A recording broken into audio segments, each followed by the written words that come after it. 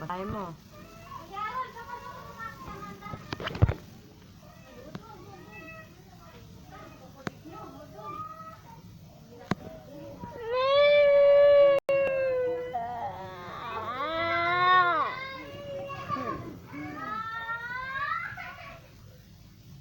Sino nga ba ako dito sa Bible? Ay, 16 nga pa. Ay, 17 ako. At nilikha ng Diyos ang dalawang malaking tanglaw. Ang malaking tanglaw ay upang magpuno sa araw at ang inilagay ng Diyos sa kalawakan ng langit upang tumanglaw sa ibabaw ng lupa at upang magpuno sa araw at sa gabi at upang maghiwalay ang liwanag at sa kadiliman. At nakita ng Diyos na mabuti at nagkahapon at nagkaumaga ang ika-4 na araw. At sinabi ng Diyos, bukalan ng sagana ang tubig ng mga gumagalaw na kinapal na may buhay at magsilipad ang mga ibon sa itaas ng lupa sa luwal na kalawakan ng himpapawid. At nilikha ng Diyos ang malaking hayop sa dagat at ang bawat may buhay na kinapal na gumagalaw na ibinungkal na sagana ng tubig ayon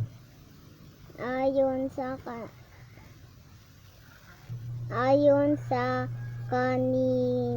kanya-kanyang uri at ang lahat ng mga ng ibon ayon sa kanya-kanyang uri at nakita ng Diyos na mabuti. Nakatingin sa'yo mo. Bibigay. Lakas. Lakas ng Mickey. Ang digay-digay na yan. Gana sa tubig at ng Diyos na mabuti. Ito na. 22 na po.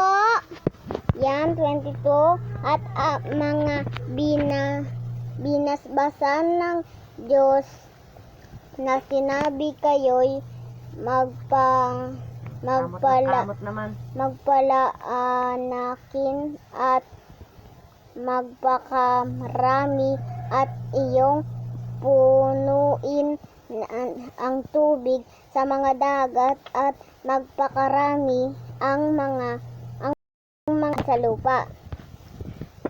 At nagkahapon at nagkaumaga ang ika-5 araw.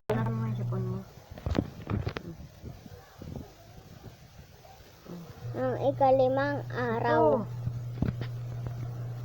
At sinabi ng Diyos, bukalan ang lupa ng mga may buhay na kinapal ayon sa kanya-kanyang uri ng hayop at ng mga kinapal na umuusad at ng mga ganid sa lupa ayon sa kanya-kanyang uri at nagkagayon. At linikha ng Diyos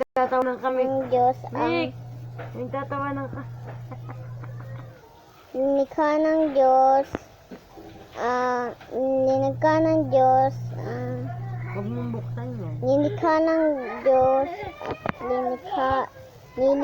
ng Diyos ang ganid na lupa ayon sa kanyang uri at ang hayop ayon sa kanyang uri uri, bawat umuusad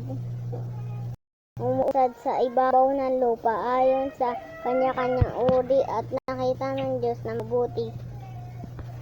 At sinabi ng Diyos, lalangin natin ang tao sa ating larawan ayon sa ating wangis at magkaroon sila ng kapangyarihan sa mga isda sa dagat at sa mga ibon sa himpapawid at sa mga hayop at sa buong lupa at sa bawat umuusad na nagsisiusad na sa ibabaw ng lupa. At nilalang ng Diyos ang tao ayon sa kanyang sariling larawan. Ayon sa larawan ng Diyos siya nilalang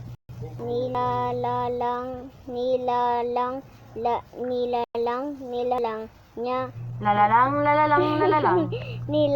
Umuusad. Nilalang. Nilalang Hindi na nakayari sa nilalang niya sila na lalaki at babae.